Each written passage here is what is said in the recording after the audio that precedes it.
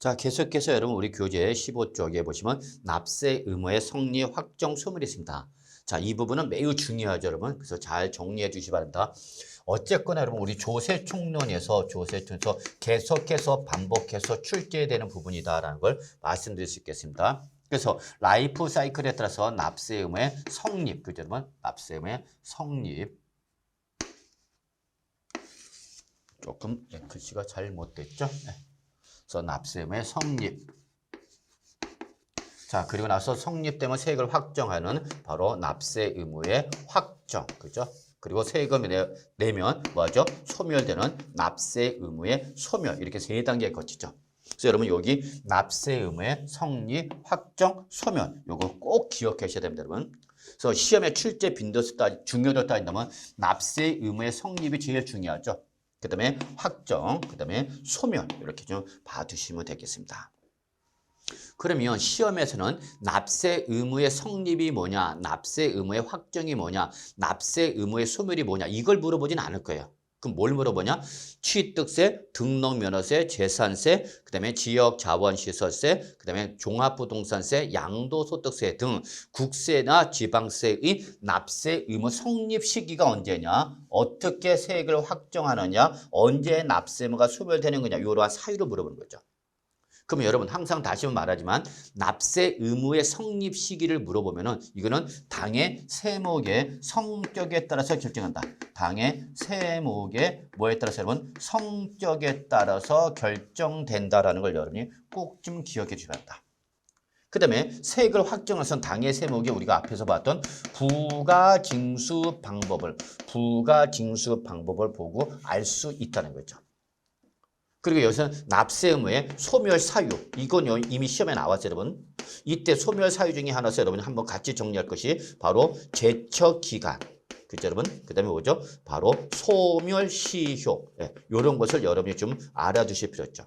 그래서 납세 의무의 소멸에서는 사유보다는 이제 제척기간이라든지 소멸시효 이런 부분에다 초점을 맞춰주시면 되지 않을까 생각합니다.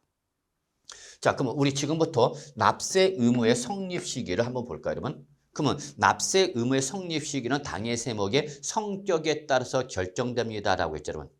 그럼 이때 여러분 우리 제일 가장 기본 것이 취득세나 등록면허세죠. 그럼 이때 이 취득세나 등록면허세는 무슨 세죠, 여러분? 행위세죠, 행위세.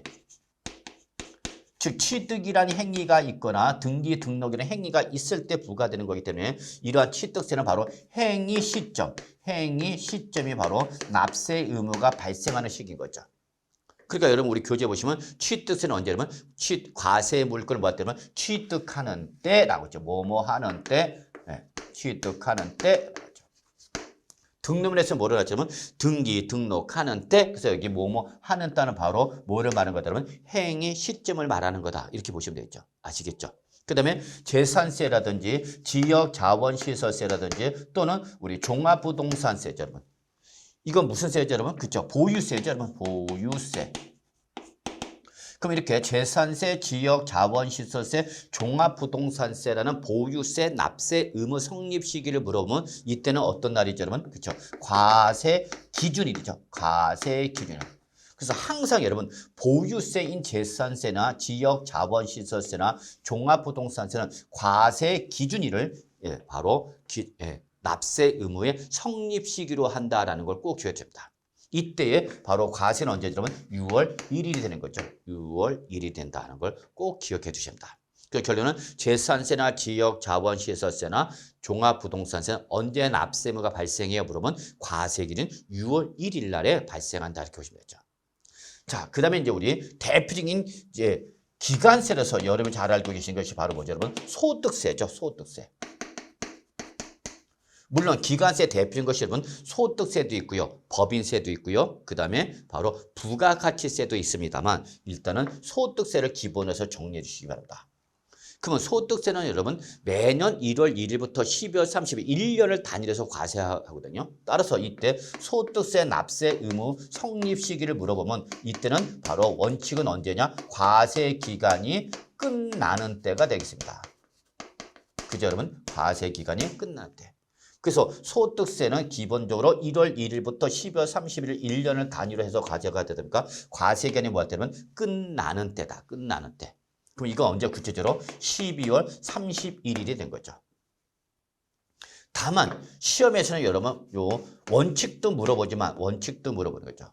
그 과거에 한번 시험에 나올 때는 소득세는 소득이 발생하는 때 납세 의무가 성립한다 이렇게 뭐라냐. 그 맞는 말이야 틀린 말이야 그러면 틀린 말이죠. 예. 소득세는 소득이 발생할 때마다 납세 의무가 발생하는 것이 아니라 그 소득을 1년 단위로 합산해서 과세가 되기 때문에 과세 기간이 끝나는 때다라는 거죠. 아시겠죠? 근데 예외적으로 여러분 첫째 예정신고하는 양도소득세 이렇게 나오네요. 예정신고는 양도소득세 이렇게 물어보면 이거는 지금 원칙을 물어보는 거야 예외를 물어보는 거야 여러분? 예외를 물어보는 거죠. 예외. 소득세인데 어떤 소득세다? 예정신고는 양도소득세라는 거죠. 그러면 이때는 바로 우리 예정신고는 양도소득세는 바로 과세표준 금액이 발생한 달의 말일이다라는 걸 여러분이 꼭 기억해 두셔야죠. 외우셔야 돼요. 이건 어쩔 수 없어요. 과표가 발생한 달에 뭐야 여러분? 말일이죠. 요거는 양도일에 따른 예정신고 기한에 대해서 납세 의무자가 조금 편하게 기억할 수 있게 그냥 말일 기능하겠다. 월중에 양도했더라도 말일날에 양도한 걸로 보겠답니다. 그래서 바로 요 예정신고하는 요게 바로 우리 양도소득 요거는 예외 규정을 말하는 거죠. 그러면 이때는 과세표준 금액이 발생한 달에 뭐야 여러분? 말일이죠. 여러분 우리 양도소득세 예정신고 기한 알고 계시죠? 자, 3월 25일 날에 양도했다. 3월 25일 날에 양도했을 때 양도소득세 예정신고기는 언제죠? 3월 25일이 속한 달의 말일, 3월 말일, 그죠? 여기다 2월 이내가 되니까 5월 말이 된 거죠. 바로 요 말일을 기준으로 하기 때문에 예정신고 기간이 그렇게 정해졌다는 걸 여러분이 확인해 주셔야 됩니다. 그 다음에 요거 말고 또 여러분 우리 원천징수하는 소득세 이렇게 나올 수도 있어요. 여러분 원천징수하는 소득세 이렇게 물어볼 수 있죠. 그러면 그냥 소득세면 과세기간에 끝나는데 앞에 뭐가 붙어서 원천징수하는 그 원칙을 물어본 거다 예외를 물어본 거다 여러분 예외죠. 그럼 여러분 우리 원천징수는 언제 원천징수하죠? 돈 줄 때 원천징수하죠 여러분 돈 줄 때. 그렇기 때문에 이때는 바로 소득금액이나 수익금액을 돈을 뭐 할 때는 지급하는 때를 뭐 할 때는 지급하는 때 이런 거죠. 지급하는 때. 돈 줄 때 이렇게 기억하시면 되겠습니다. 돈 줄 때. 그러면 여러분 항상 원천징수하면 여러분 그 원천징수는 원천징수 소득세에 대해서 10%로 뭐가 되죠 여러분? 지방소득세가 쫓아옵니다라고 했죠 여러분. 그래서 항상 소득세가 있는 것에 뭐가 있다 그러면 지방소득세가 있는 거죠. 꼭 무조건 쫓았죠. 그리고 요 국세에서 말하는 원천징수를 지방세를 뭐라 표현하냐면 특별징수라고 그랬죠. 그래서 특별징수하는 바로 지방소득세가 된 거죠. 그래서 다시 한번 강조합니다만 여러분 얘들은 항상 어떻게 한다? 같이 다닌다라고 보셔야 돼요. 그래서 원천징수하는 소득세 그러면 자동 요 세액의 10%서 뭐가 여러분 특별징수하는 지방소득세 조정이죠. 그러면 특별징수하는 지방소득세는 언제 납세 의무가 성립해요? 라는 거죠. 그럼 지방소득세는 왜 발생했죠? 소득세 때문에 나온 거죠. 그래서 소득세를 뭐 할 때 여러분 원천징수하는 때 바로 특별징수하는 지방소득세도 납세 의무가 성립한다. 이렇게 기억하시면 되겠습니다. 아시겠죠 여러분? 예. 꼭 같이 정리해 주시기 바랍니다 여러분. 그래서 저는 요 소득세가 제일 중요하다. 국세 쪽에서는 이렇게 말씀드릴 수 있겠네요 여러분.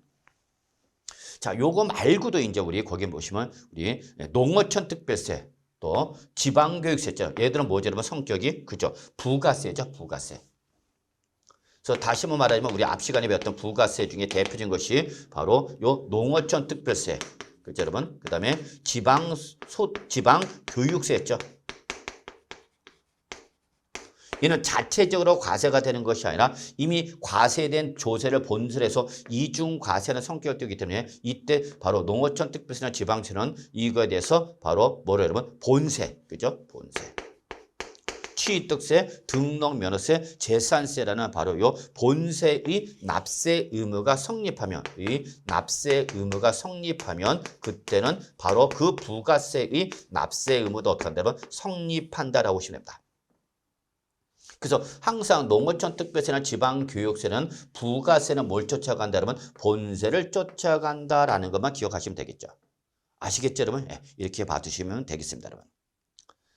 자, 그다음에 이제 우리 거기 인지세가 있죠, 여러분. 인지세. 인지세는 여러분 과세 문서를 작성하는 때 납세입니다.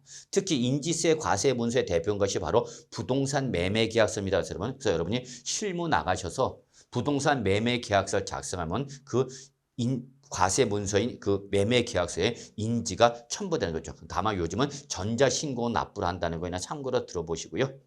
자, 그다음에 가산세가 있죠, 여러분. 그러면 가산세도 역시 뭘 쫓아가는 거냐면 바로 본세 쫓아가는 거죠. 예.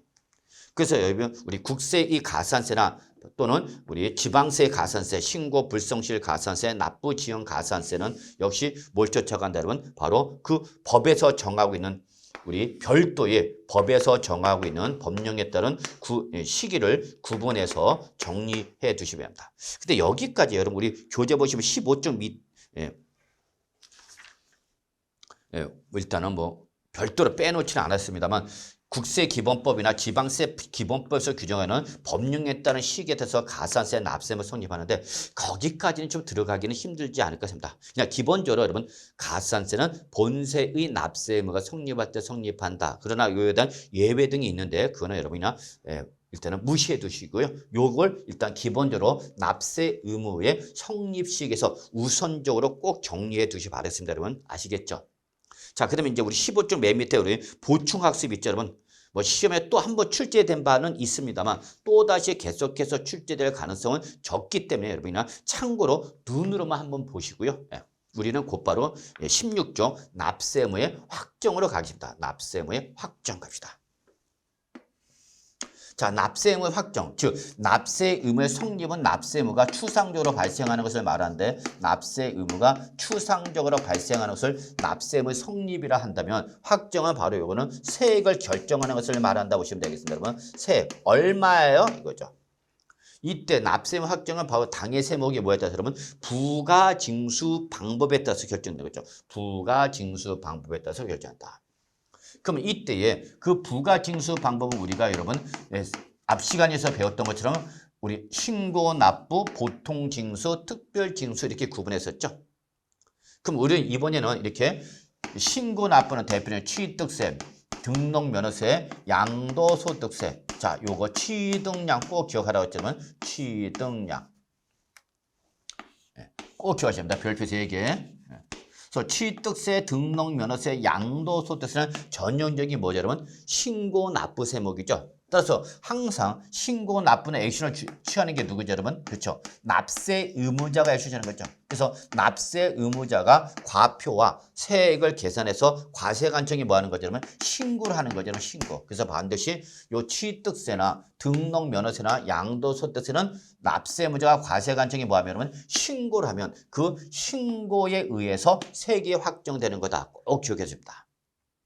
아시겠죠? 그런데 만약에 이렇게 법에서 정하고 있는 기한 내에 신고를 했다 안 했다? 안 했다. 신고를 하지 않았다. 그러면 법에서 정하는 신고 기한 내에 신고를 하세요라고 했는데 신고를 했으니까 안 했으니까? 안 했으니까 이때는 바로 뭐죠? 여러분? 보통징수 또는 정부 부가과세는 거죠. 그래서 이때는 과세권자가 신고하지 아니한 것에서 세액을 어떻게 하죠? 여러분? 결정을 하겠죠. 여러분 결정. 그래서 여러분 여기는 과세권자의 결정이 나온다. 뭐 신고를 안 했을 때죠. 여러분. 그럼 이때 결정일 때는 원칙이 신고 납부인데 예외인 보통징수 또는 정부 부가과세는 뭐가 쫓아오는 거죠, 여러분? 가산세가 쫓아옵니다라고 말씀드렸죠, 여러분. 그래서 정리해 두셔야 되는 거죠. 그래서 여기서 과세권자는 우리 지방세다 그러면 뭐가 되는 거예요, 여러분? 지방자치단체가 나오는 거고, 그죠, 여러분? 지방자치단체가 나오는 거고, 국세 때는 뭐가 나는 거예요, 여러분? 바로 과세관청이 정부가 나온다. 국세일 때는 정부, 그죠, 여러분? 그 다음에 지방세는 지방자치단체가 나오는 거다라고 봐주시면 됩니다.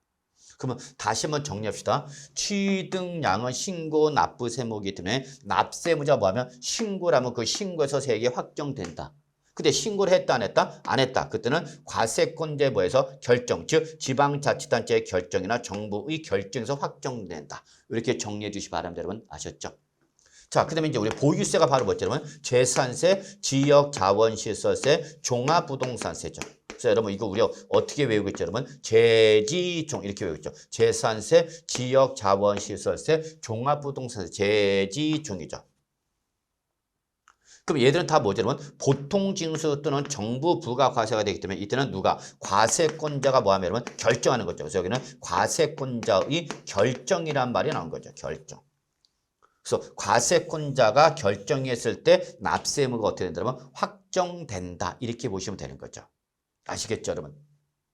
다만 역시 재산세나 지역자원시설세니까 지방세고 지방세 때는 과세권자라서 누가 나오는 거고 그러면 지방자치단체가 나오는 거죠. 지방자치단체가 나오는 거고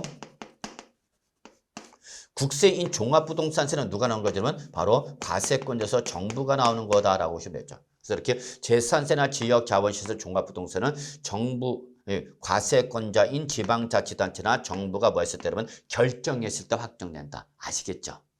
근데 여러분 종합부동산세는 종합부동산 예외적으로 정부의 결정에서 확정되는데 굳이 납세 의무자 뭐 한다면 신고 납부를 한다면 이때는 정부의 결정은 있었던 걸로 보고 없었던 걸로 보고 이때는 납세 의무자의 뭐에서 신고에 의해서 납세 의무자의 신고에 의해서 세액이 어떻게 된다면 확정된다라는 걸 여러분 꼭 기억해 두셔야죠. 그래서 특히 종부세 잘 보셔야 돼요. 그래서 종합부동산은 원칙이 정부의 결정에 의해서 확정이 되는데 예외적으로 납세 의무자 뭐 한다면 여러분 신고 납부를 한다면 그때는 정부의 결정은 있었던 걸로 보고 없었던 걸로 보고 납세 의무자 뭐해서 여러분 신고해서 확정된다. 아시겠죠? 그래서 종부세는 정부의 결정이 원칙인데 예외적으로 납세 의무자가 선택하면 납세 의무자 신고해서 확정 이렇게 꼭 정리해 두시기 바랍니다. 아시겠죠? 자, 그리고 요거 말고도 여러분 우리 하나 좀 조금 더 신경 쓴다면 여러분 인지세라든지 여러분 인지세 또 원천 징수하는 소득세 인지세 원천 징수하는 소득세 그럼 여러분 원천 징수면 뭐가 나오고 여러분 특별 징수가 나오는 거죠. 예. 그리고 소득세니까 뭐가 나오죠 여러분 지방소득세죠. 그럼 여러분 요 세 가지 요 인지세 그다음에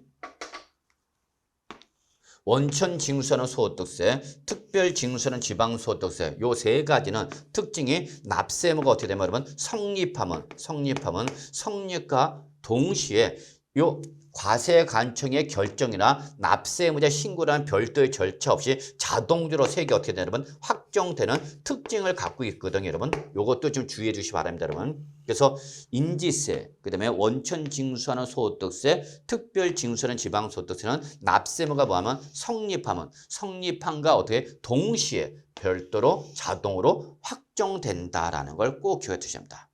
아시겠죠 여러분? 예.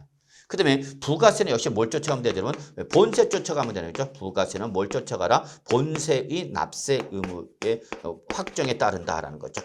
그래서 우리 농어촌 특별세, 지방교육세의 납세 의무 확정 방법을 물어보면 본세가 뭐야? 그래서 본세 쫓아가면 되는 거죠. 여러분. 아시겠죠? 여러분? 네, 꼭 좀 기억해 주셔야 합니다.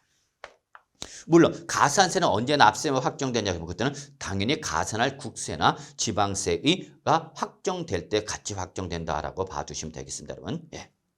자, 그다음에 이제 우리 17쪽에 보시면 여러분 우리 납세 의무의 소멸이 있죠. 납세 의무의 소멸이 있습니다.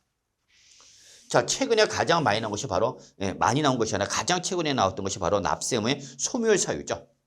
그래서 납세 의무 소멸 사유는 뭐 또다시 출제되기는 힘들고요. 그냥 가볍게 봅시다. 그래서 기본적으로 언제 납세 의무가 소멸되냐? 첫째, 납부를 하거나 충당할 때. 이게 바로 17쪽에 나오는 거죠. 근데 두 번째, 국세의 또는 지방세 부과가 어떻게 됐어요? 그러면 취소가 됐을 때 부과의 취소. 또는 국세나 지방세의 제척 기간의 만료, 밑줄 치세요. 여러분. 제척 기간이 만료가 됐다. 또는 우리 국세나 지방세의 징수권에 대한 여러분 소멸시효가 완성됐다. 이게 바로 이렇게 소멸사유죠. 그래서 이렇게 부가권에 대한 제척기간의 만료, 제척기간에 대한 만료 또는 징수권에 대한 소멸시효의 완성 요것 등이 바로 제척기간이 만료가 되거나 그 다음에 소멸시효가 완성되면 납세 의무가 어떻게 되면 소멸되는 거죠. 그럼 이때 여러분 요 제척 기간이 몇 년인지, 예, 그다음에 소멸시효가 몇 년, 요걸 한번 정도 좀 정리해 둘 필요는 있습니다. 뭐 별표 하나 정도로 표시할 수는 있겠습니다. 여러분 중요도가. 그러면 제척 기간으로서 여러분 이미 민법 등에서 이미 배우신 겁니다, 여러분. 예, 그래서 얘들은 한마디로 해서 그냥 권리의 존속 기간, 즉 국세나 지방세를 부과할 수 있는 기간을 우리는 뭐라 한다, 여러분? 제척 기간이란다 보시면 되겠습니다. 그럼 이때 이 제척 기간은 크게 뭐 국세와 지방세로서 나눠서 보시는데, 일단은 저는 지방세 쪽에서 좀 먼저 봅시다. 지방세. 국세 쪽에서 물어보기는 조금 예외가 많다 보니까. 그래서 일단은 지방세의 제척 기간을 물어볼 때 이것을 어떤 부정한 행위를 통해서, 부정한 행위로 인해서 납세 의무를 이행하지 않았을 때의 그것에 대해서 부과하시는 지방세의 제척 기간은 몇 년이나 그러죠. 그럼 일단 여러분 우리 부정행위란 말이 나오면 이거 좋은 놈, 나쁜 놈, 나쁜 놈이죠. 그래서 일단 기본이 몇 년이죠, 여러분? 10년이죠, 10년. 그래서 부정행위로 인한 우리 제척 기간은 몇 년, 여러분? 10년 이렇게 꼭 했다. 그래서 사기나 그 밖의 부정한 행위로 지방세를 포탈하거나 환급하거나 경감을 받았을 때 이때 부정행위가 키워드죠, 여러분. 그때 몇 년, 여러분? 10년이죠. 그럼 이때 여러분 세법에서 말하는 가장 대표적인 부정행위가 뭐냐? 여러 가지가 있습니다만 여러분은 딱 우리 공인중개사와 관련된 부정행위는 바로 이중계약서 작성, 허위장부 기록 뭐 이런 것도 있죠. 장부를 허위로 기재했다든지 이런 것이 바로 대표적인 세법상 부정이죠. 그래서 이중계약서, 다운계약서, 업계약서 쓰면 우리 세법상 무슨 행위냐면 부정행위죠. 그러면 다운계약서 등에서 우리 양도소득세나 또는 취득세를 과소신고했다. 그럼 그 다운계약서에서 과소신고한 양도소득세나 취득세는 몇 년이 지나기 전까지는 과세할 수 있는 거냐 그거죠. 그럼 몇 년, 여러분? 10년이다라는 걸 기억해 주십니다. 근데 두 번째는 이제 신고를 안 했답니다. 신고를 안 한 건 뭐를 말하는 건지 무신고죠. 무신고. 이때 이것이 어떤 우리 요약집 17쪽에 나왔죠, 여러분. 어떤 특정한 행위로 해서 한마디로 부정행위죠, 여러분. 부정한 짓을 저질러서 신고를 하지 않았다. 그러면 그때는 역시 부정행위와 똑같이 몇 년, 여러분? 10년으로 간다는 걸 좀 봐주시면 합니다. 그래서 여러분 우리 교재 보시면 여러분 상속이나 증여를 받았는데 신고를 안 했다. 상속 또는 증여로 인한 취득인데 신고를 안 했다. 또는 명의신탁 약정 등을 통해서 실권리자가 사실상 취득했음에도 불구하고 신고를 안 했다. 또는 타인의 명의로 주식 등을 취득하면서 과점주주가 되어서 취득세 납세 의무가 발생해 신고를 했다 안 했다? 안 했다. 이거는 우리 무슨 행위가 똑같다? 부정행위가 똑같은 거죠. 그래서 그때는 몇 년? 이러면 10년이죠. 여러분 10년. 그러면 단순 무신고다. 나는 취득세나 등록면허세나 우리 양도소득세를 잘 몰라서 신고 자체를 못 했다. 단순 무신고다. 그럼 그때 이거는 몇 년이다? 7년이다는 걸 기억해 줍니다. 그러니까 신고로 하지 아니한 무신고는 그 신고하지 아니한 행위가 상속 또는 증여를 받았음에도 불구하고 신고를 하지 아니했거나 타인의 명의로 주식 등을 취득함으로써 취득세 납세 과점 주주가 된 대로 신고를 하지 않았거나 또는 명예신탁 약정으로 취득했음에도 불구하고 신고를 했다. 이런 부정행위적 성격이 강할 때는 몇 년, 여러분? 단순 무신고가 아니라 부정행위라는 무신고는 10년. 나는 잘 몰라서 단순 무신고했다. 몇 년, 여러분? 7년이다. 이렇게 보시면 됩니다. 아시겠죠? 그 다음에 이러한 부정행위나 무신고를 제외한 이외의 경우는 이때는 몇 년이나? 이때는 여러분 5년이 되겠습니다. 5년. 요 부정행위와 무신고가 아닌 나머지는 다 몇 년, 여러분? 5년이라는 거죠, 여러분. 5년. 그러니까 기본적으로 여러분 우리 지방세의 제척 기간은 10년짜리, 7년짜리, 5년짜리 이렇게 세 가지가 있다. 이걸 기억합니다. 10년, 7년, 5년짜리 이렇게 세 가지가 있다라는 걸 꼭 좀 기억해 두시기 바랍니다, 여러분. 아시겠죠, 여러분? 자, 그래서 이렇게 10년, 7년, 5년 돼. 이때 여러분 하나 좀 더 봐주실 것이 뭐냐면 그러면 이때 5년짜리가 적용되는 경우가 어떤지를 아셔야 됩니다. 5년짜리가 적용되는 경우. 즉 부정행위나 무신고가 아닌 나머지는 다 뭐랬어요, 여러분? 5년이라고 했죠, 여러분. 그럼 이때에 그 5년짜리가 적용되는 것이 뭐냐, 여러분? 단순 과소신고죠. 취득세나 등록면허세나 양도세를 보였다면 단순 과소신고. 내가 취득세나 등록면허세나 양도소득세를 직접 신고하고 납부했는데 잘 몰라서 적게 신고한 거죠. 계산을 잘못한 거야. 그래서 여러분 요 세 가지 이렇게 기본적으로 뭐예요, 여러분? 취득량이다라고 보시면 큰 무리는 없겠어요. 그래서 취득세나 등록 면허세나 양도세를 부정행위로 신고를 했다. 부정행위로 신고했다. 그러면 몇 년? 10년. 취득세나 등록면허세 양도세 단순 무신고했다. 7년. 취득세나 등록면허세를 우리 부정행위로 신고를 했다. 10년.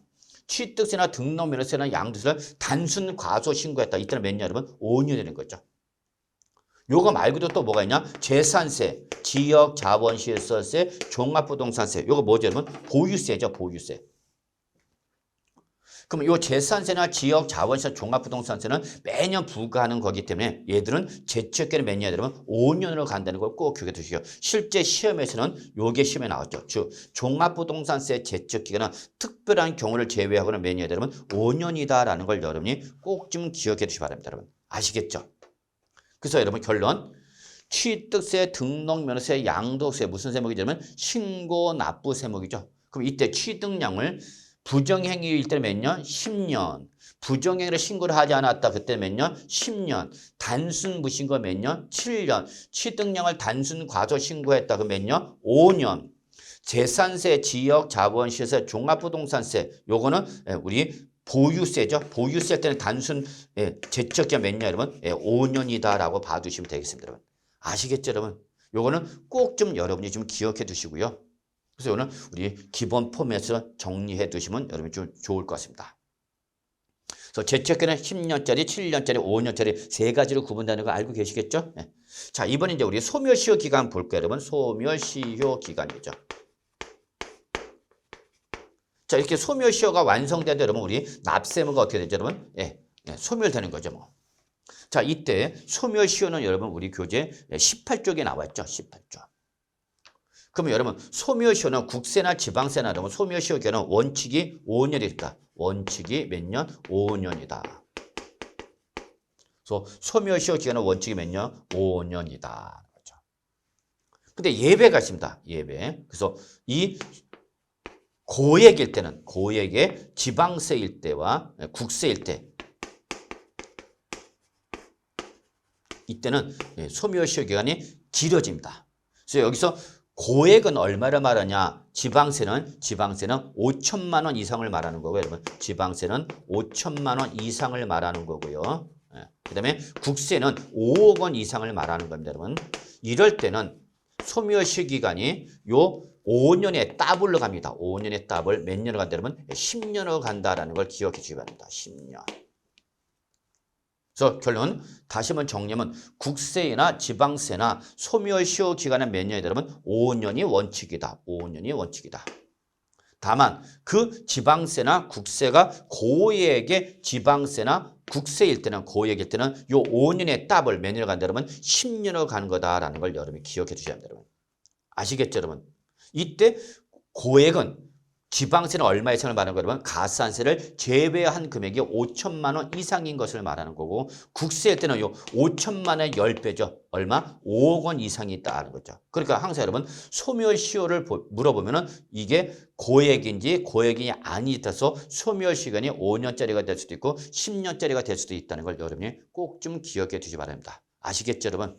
그래서 우리가 요 국세 또는 지방세의 제척기간, 소멸시효 기간 여러분이 한 번 정도는 좀 봐두시면 되지 않을까 됩니다. 자, 그리고 나서 이제 우리 18쪽에 이제 남은 것이 우리 부동산 활동에 따른 조세의 구분이죠. 부동산 활동에 따른 조세의 구분이다라고 보시면 되겠습니다. 역시 요 부동산 활동에 따른 조세 구분은 최근에 뭐 계속해서 반복해서 출제되는 부분은 아니죠. 그럼에도 불구하고 여러분이 한번 정도는 정리를 하고 들어가셔야 되겠죠. 그래서 부동산 활동은 크게 여러분이 잘 아시다시피 뭐죠, 여러분? 부동산을 취득하고, 그죠, 여러분? 그러다가 취득한 목적을 달성하기 위해서 보유를 하겠죠. 그리고 목적을 달성하면 어떻게 하죠, 여러분? 처분하겠죠, 여러분? 그래서 이렇게 부동산의 취득, 처분, 보유 이렇게 세 가지 활동으로 구분할 수 있다는 거죠. 그럼 일단 여러분 첫 번째 특징은 여러분 부동산을 취득할 때도 발생하고 보유할 때도 발생하고 처분할 때도 발생하는 것이 있습니다. 여러분 그게 바로 뭐냐? 대표적인 것이 바로 부가가치세, 그다음에 농어촌 특별세, 농특세, 그다음에 여러분 인지세, 요거 인지세를 가지고 이렇게 좀 시비를 거는 분들이 계시네요. 여러분 시비라기보다는 조금 다른 얘기를 하시는 분들이 계십니다, 여러분. 그래서 인지세는 보유 단계에서는 발생이 안 한다라는 교수님도 해석하는 거예요. 이거는 어디까지 해석상의 차이다 보니까 이분이 틀렸다, 저분이 맞았다라고 말씀하시면 안 되고요. 해석상의 차이라는 얘기죠, 여러분. 그래서 저는 부가가치세는 물론 여러분 농어촌 특별세도 그리고 인지세도 취득 처분은 물론 보유 단계에서 발생한 걸로 저는 해석을 하고 있습니다. 왜 그러냐면 부동산을 취득할 때는 여러분 우리 매매 계약서 작성합니다, 여러분. 그 매매 당사자가 됐을 때 매매 계약서 인지세 과세 대상이라고 그랬죠, 여러분. 그 매도자, 매수자가 다 납세의무자 되는 거죠. 다만 우리 실무상에서는 매수자한테 인지세를 전가시켜 버리는데 나중에 그 인지세를 부담한 매수자가 나중에 매도할 때는 또 이제 안 내는 거죠. 그러다 보니까 인지세는 매매 단계에서는 발생해요. 근데 보유 단계에서 왜 발생하냐라고 하는 분이 계신데 보유할 때도 여러분 우리 대출을 받으면 여러분 근저당권 설정 계약서를 작성하고요. 이런 금전 소비대책 계약서도 여러분 일종의 바로 과세 문서가 됩니다. 그럼 과세 문서도 여러분 역시 우리 인지세가 부과되기 때문에 일단은 인지세도 보유하는 단계에서 발생하는 걸로 해석하는 것이 타당하지 않을까 생각하고요. 실제 과거에 요 인지세도 보유 단계에서 발생하는 걸로 물어보는 문제가 출제된 바가 있습니다.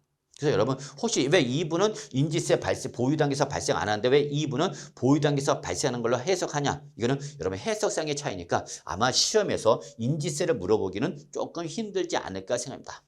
어쨌거나 왜 부가치는 우리 공인중개사 시험 보면 아니기 때문에 농어촌 특별세는 여러분 꼭 좀 기억해 두셔야 됩니다, 여러분. 그래서 농어촌 특별세는 취득, 보유, 처분 모든 단계에서 발생한다 이렇게 정리하세요. 결론은 이거죠. 그다음에 여러분 우리 시험법은 아니지만 부가가치세가 부과되면요, 요 부가가치세 일정한 부분을 지방자치단체에 떼줍니다. 이걸 우리는 뭐냐면 지방소비세라고 합니다, 여러분. 지방소비세. 그래서 어떤 책 같은 경우는 요 지방소비세도 취득, 보유, 처분 모든 단계에서 발생하는 걸로 나오고 있습니다만 사실상 요 부가가치세는 우리 공인중개사 시험 범위에서 빠져 있기 때문에 그에 대해서 부과되는 지방소비세도 시험에 나올 가능성은 적어요. 그래서 저 같으면 그냥 여러분은 농어촌 특별세도 초점 맞추시고요. 조금 정리한다면 부인농 이렇게 기억하셔도 나쁘지 않을 것 같아요. 또는 농부인 이렇게 기억해 두시고요. 그래서 요 농부인은 취득, 보유, 처분 모든 단계에서 발생한다. 이렇게 기억해 두시면 될 거예요. 아시겠죠? 그래서 얘들은 모든 단계다. 이렇게 좀 기억해 주시고요. 자, 그 다음에 두 번째가 뭐냐면 지방교육세는 여러분 취득할 때와 보유할 때는 발생하는 걸로 분류를 합니다. 그래서 지방교육세는 취득과 보유 단계에서 발생하는 걸로 분류를 하지만 처분하는 단계에서는 발생하지 않는 걸로 분류를 합니다. 그럼 지방교육세는 취득 단계에서 왜 발생하죠? 바로 취득세나 등록면허세 부가세로서 부과가 됩니다. 그리고 보유 단계에서는 재산세의 부가세로서 재산세의 부가세에서 지방교육세가 발생하기 때문에 이 지방교육세는 취득과 보유 단계에서 발생하는 걸로 분류를 하지만 처분할 때는 지방교육세가 발생하지 않습니다. 아시겠죠? 자, 요거와 꼭 비교해서 정리할 게 바로 지방소득세가 되겠습니다. 그래서 지방소득세는 뭐 할 때는 발생하지만 보유할 때와 처분할 때는 발생하지만 취득할 때는 발생하지 않는다는 거죠, 여러분. 그래서 결론은 이렇게 우리 여기 죄송합니다. 지방교육세와 지방소득세는 우리 구분해서 잘 정리해 두시고요. 제가 볼 때는 그래도 여러분이 꼭 좀 기억해서 구분하실 수 있어야 됩니다. 그래서 지방교육세는 취득과 보유 단계에서 발생하고 처분 단계에서는 발생하지 않지만 지방소득세는 오히려 취득 단계에서는 발생하지 않고 바로 보유와 처분 단계에서 발생한다 이렇게 봅니다. 그 왜 그러냐면 지방소득세는 여러분 항상 뭐죠, 여러분? 소득세에 대해서 부과됩니다, 여러분. 그러면 소득세는 부동산을 뭐하면 보유하면 무슨 소득이 발생하죠, 여러분? 임대소득이 발생하겠죠? 그럼 임대자가 개인이면 소득세인 종합소득세, 그 다음에 법인이면 뭐가 되는 거죠, 여러분? 법인세로 나눠지는 거죠. 그래서 바로 이렇게 부동산을 보유하는 단계에서는 종합소득세와 법인세가 발생하고요. 이 발생된 종합소득세나 법인세에 대해서 10%의 지방소득세가 오기 때문에 이 지방소득세는 뭐 할 때 여러분 보유할 때 발생한다 안 한다? 하는 거죠. 그 다음에 부동산을 이제 뭐 하면 처분하면 뭐가 발생하는 거죠 여러분? 양도소득이 발생하겠죠. 자, 그럼 이때 양도자가 개인이면 뭐 여러분? 양도소득세. 사업자면 뭐 여러분? 종합소득세가 부과가 되겠죠 여러분. 또 양도자가 법인은 뭐가 부과되냐면 법인세가 부과가 되는 거죠 여러분. 그렇기 때문에 어쨌거나 양도소득에 대해서 지방소득세가 쫓아오기 때문에 결론은 지방소득세는 보유할 때와 처분할 때 발생하지만 취득할 때 발생하지 않는 이유를 여러분이 이 그림을 통해서 이해해 두시면 되지 않을까 생각합니다. 그래서 여러분 여기 지방교육세와 지방소득세 꼭 기억하셔야 돼요 여러분. 자, 그다음에 우리가 개별세무서 우리 취득세나 등록면허세 언제 발생하는 거죠 여러분? 바로 당연히 취득 단계에서 발생하는 거죠. 취득세나 등록면허세. 그리고 시험 범위는 아니지만 상속세나 증여세도 여러분 역시 무상 취득 단계에서 부과되는 걸로 해서 취득 단계에서 발생하는 걸로 보시면 되겠고요. 보유 단계에서 발생하는 대표적인 것이 바로 뭐죠 여러분? 제지종이 되는 거죠 여러분. 제지종. 보유세 뭐 여러분 제지종은 꼭 기억하셔야죠. 재산세, 지역자원시설세, 바로 종합소득세죠.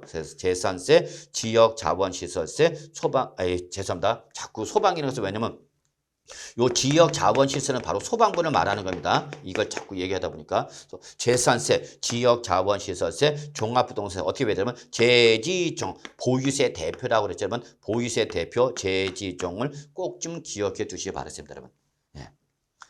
자, 그래서 여러분 여기 이렇게 부동산 활동에 따른 조세 구분에서 여러분이 우리 부가가치세, 농어촌 특별세, 인지세 또 하나 초과한다면 바로 지방 우리 소비세라는 것이 있다. 그 다음에 취득과 보유 단계에서 발생하는 것이 뭐죠? 여러분 지방교육세가 있다. 그 다음에 보유와 처분 단계에서 발생하는 것이 뭐가 있다면 지방소득세가 있다. 요거 꼭 구분해서 정리해 두시고요. 우리 그 다음에 개별적으로 취득 단계에서 부과되는 것이 취득세, 등록면허세. 보유 단계에서 발생하는 게 뭐예요? 여러분 제지종. 이렇게 좀 정리하면 큰 무리는 없지 않을까 생각합니다. 자, 그 다음에 이제 여러분 우리 19쪽에 보시면 지방세 불복 절차가 나와 있습니다.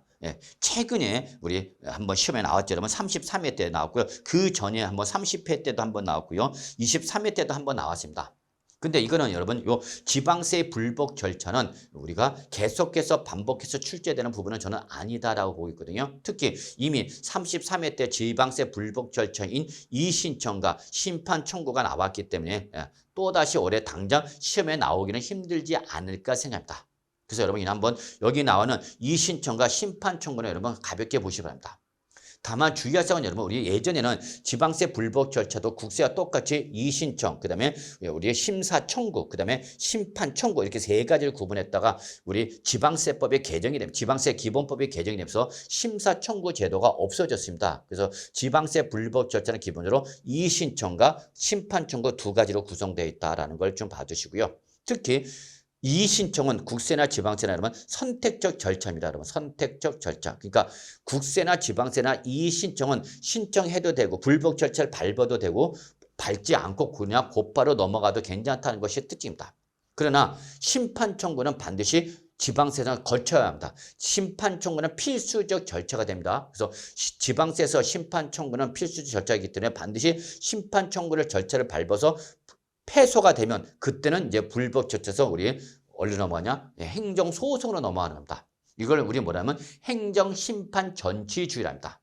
즉 지방세에 관련된 소송을 밟기, 행정소송을 밟기 위해서 소송 절차를 밟기 위해서 먼저 해당 그 과세 관청인 우리 지방자치단체나 또는 조세심판위원회 여기에 먼저 불복 절차를 밟고 여기서 패소가 돼야만 행정소송으로 넘어갈 수 있다라는 걸 꼭 좀 기억해 주시면 합니다. 그래서 이제 우리 한때는 지방세는 우리 행정심판 전치주를 적용하지 않아서 불복 절차를 받지 않고 그냥 곧바로 행정 소송을 밟을 수가 있었는데 불복 절차를 밟을 수가 있었는데 법원에 소송을 제기할 수 있었는데 이제는 개정이 돼서 지방세도 행정심판 전치주를 밟기 때문에 반드시 불복 절차로서 우리 심판 청구를 거쳐서 지방세 심판 청구를 거쳐서 패소를 해야만 행정소송을 제기할 수 있다라고 여러분이 좀 기억해 두시고요. 그래서 19쪽과 20쪽에 나와 있는 내용 여러분 그냥 가볍게 한번 읽어만 보시기 바랍니다.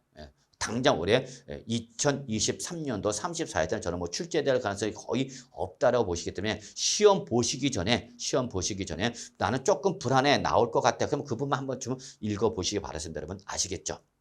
자, 그다음에 또 역시 21쪽에 우리 지방세의 서류 송달 절차가 나왔습니다. 지방세 기본법상 서류 송달. 이것도 저는 뭐 일회성 문제다. 그래서 이미 우리 29회는 물론 24회 때도 한번 나온 적은 있어요, 여러분.